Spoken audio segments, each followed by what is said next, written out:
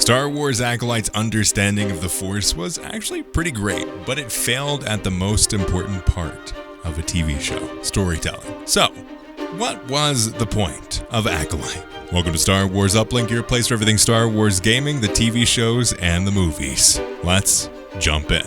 Just you reconsider playing that message for him. There are many aspects of the Acolyte that I really enjoy, and there are glimmers of a story that I would have loved. But unfortunately, they were but glimmers. The actual water that they were in was a little bit muddy. Yeah. Taking the analogy probably a little too far.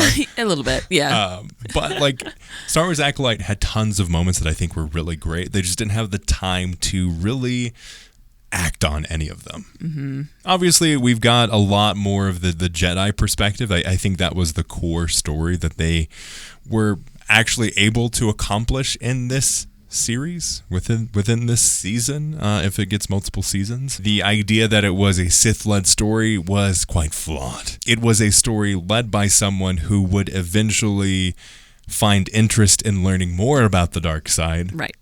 But it was not a dark side-led story.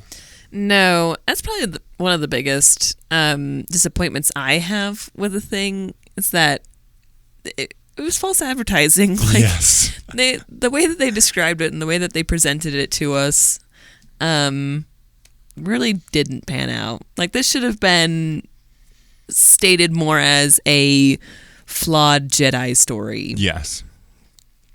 It was kind of like the story it was ultimately telling was the beginning of the cracks in the foundation of the Republic and the Jedi Order, and also the enemies that those two organizations would ultimately become. So if you look at the Jedi Order and the Republic, they worked very closely together, but clearly we're seeing that it's not always a clear partnership. Yeah. And that a lot of the Jedi held secrets and held information back from the Senate and ultimately the Republic. Rightly so, because many of them were very, I will say, maybe conflicted or controversial or even just ill-intentioned against the Jedi. Yeah. Well, I mean, even as they're presented in Acolyte, the Jedi are much more of a religious system. They feel very religious in the Acolyte. They do. So it's really interesting that they didn't play with it as much as I would like to have seen, but that they play with the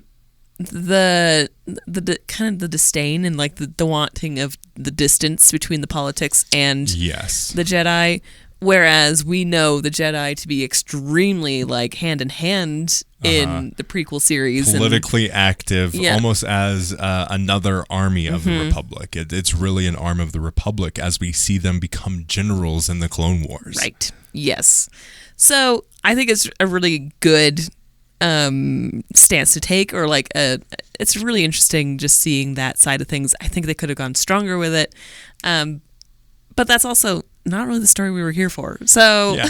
I mean, in the lead up to this show, Leslie Headland said this was Kill Bill meets Frozen, and also putting the Jedi as the villains in the story, while the Sith were the underdogs. Like, it was almost an underdog finding strength story. And it was supposed to be Sith-led, and it was supposed to be from the perspective of the dark side. We didn't really get many of those things except for the Kill Bill parts. I would question where the Frozen aspect comes into it. Maybe it's the perspective of the semi-romance that they have. Clearly, she wanted also to add in a spice of romance, like enemies to lovers type story there. Yeah, that felt a little added in at the end. Yeah, in my opinion, it felt a little pressured. Like it was like, oh well, I don't have enough time to really do this like I wanted to. So, well, here we go. But also, Kamir's really hot, so we should just maybe put those two together. Like it was kind of. Oh my gosh, the two hot characters got together. Gasp! Wow. I assume that the Frozen aspect comes from the two sisters. Maybe, hidden powers, like a fear of your powers and what you're able to really control. Coming into accepting your gifts and things like that. I guess I don't know.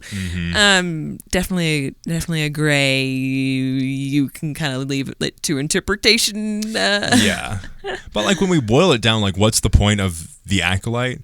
We have two things here. We have what was the intended point of the Acolyte and the point that the Acolyte was able to actually accomplish. And I feel like those are two mutually exclusive things. Yeah. The original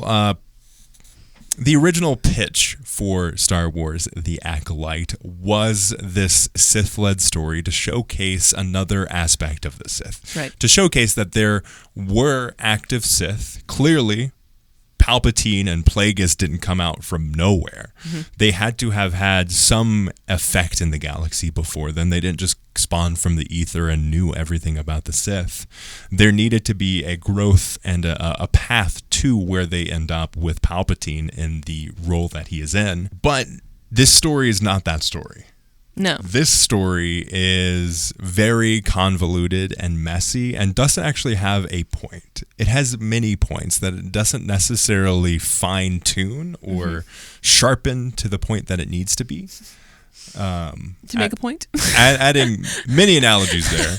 But I feel like it's necessary because there are so many layers to the Acolyte. There's the layer of Osha and May and the perspective that they have there and the potential future that is there with those characters, with May and Osha possibly being a case study or an experiment by Plagueis to grow his abilities to produce life and ultimately sustain his even longer. Like if we look at Plagueis in Legends, his motivations is to continue his life and to study on the ways that he can continue his life. I mean, that's not even just in Legends. I mean, that's literally the story that Palpatine gives Anakin. Yes, that's true. So, yeah. That's the thing. That is the thing that he is doing. So they have this piece here. Yeah. But they didn't actually pull it off. Yeah. They didn't have any of the pieces. Like, as far as we are aware, Osha and May and Khmer are all unaware of the Very abilities much so. and the path that led Osha and May being created. We aren't given any instance or inkling of a story. As far as May is concerned, she doesn't know that Osha is still alive. And as far as Osha is concerned, May is not alive. So you have the story itself and the characters itself and the motivations of the characters on opposite ends of the story that are seeming to be alluded to. That the way that these characters are going to come to fruition is helping Plagueis understand more on the ways of the Force and to heal others and continue his life. Because you have identical imcounts.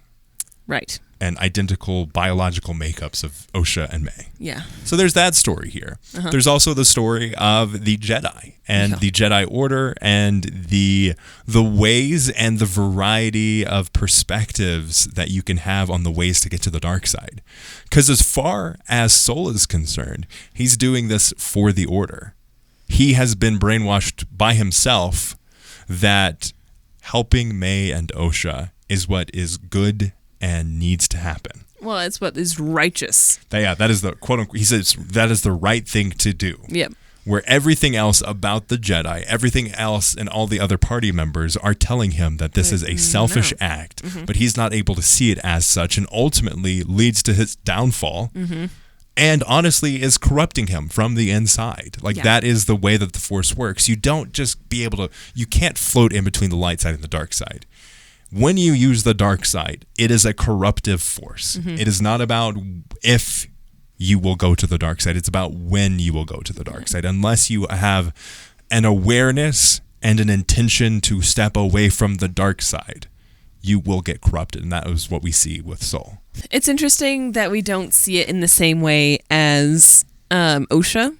Like, where Osha is fully corrupted and that we see it with the lightsaber being changed and all of this. Like, there is that, but then there's still Sol who just dies. Like, it's like, spoiler alert, he dies. So it's really, it's an interesting take on that. I guess it's interesting. I don't know, maybe this is totally off topic, but it's interesting that Soul never like concedes that what he did was wrong. Yeah. I mean, yeah, he does say, yes, I killed them, and yes, I'm sorry, sort of thing. Well, he doesn't even say that. No, he doesn't. He's just like, no, I needed to save you. Like, it was the right thing to do. Yeah, he It's what I had to completely do. brainwashed himself to think that he was still on the right path. Yes. All of his actions were justified up until the end. Yep. Past the end. He Yeah. never accepted that what he did was wrong. Yeah. So does that make him a bad guy? Does that make him It shows dark side? it shows really the motivations of why the Jedi have this view of a separating of emotions and connections. Yeah. Like you need to sever all ties as a Jedi. There is still care and love as a Jedi, as we see in Obi Wan. I think Obi Wan is a really good case study on this. But it needs to come from a place of I have to do what is right from the broader perspective rather than what I feel is right. And I think that's a key difference between Obi-Wan and Soul. Yeah. And then when you go to Khmer and Plagueis, the motivations that they have there, obviously Khmer wants to have an acolyte. He wants to follow in the footsteps of the rule of two. He clearly has some kind of grudge against Vernestra. Clearly, we see that they know each other. Obviously, the scars on his back showcase that they've probably been quite friendly with each other. Friendly is one way to put it. Yes. They've been up close and personal in a way that left many scars on Khmer and also on his heart. But when you look at those motivations, like I think he has the clearest story arc, but I don't think it's really portrayed in a way that is made understandable. I would agree. He has clear motivations. He has conflict. There is so much to his character that works so well until we get to the piece of like, how does the dark side have this very positive force of love? Yeah. That these two characters are building to each other. And I think it's going to be interesting. I wonder, like, clearly, like, again, we have season 1. We need to judge what is in season 1. We can't say, oh, well, they might do something in the future that expands that. They might, but as far as we're concerned, they're never going to continue the story. Right. We need to judge things on what is out rather than what could be or what could be coming. And I think that's going to be very interesting as a fandom, as we have like all of these missing pieces of these stories. We have the same thing when you look at Solo's Star Wars story and you have Darth Maul still being out there somewhere doing something. So you have like all these different pieces. Plagueis' motivations. We don't know what type of character Plagueis is in canon these days. We have examples within Legends, but clearly the timelines have been adjusted. The characters have been adjusted. There eventually will need to be an introduction of Sidious, and then obviously the death of Plagueis to fulfill Sidious, and ultimately probably a death of Khmer. But again, that's also a question mark that we have. Yeah. So when we look at what's going on, what's the story, what's the purpose, what's the point of Acolyte, there really isn't one except for to start mini stories. Yeah. The whole story that we're given is to lay the foundation of a story we may never see. Yeah. And that is the most disheartening part of the Acolyte. That is so true.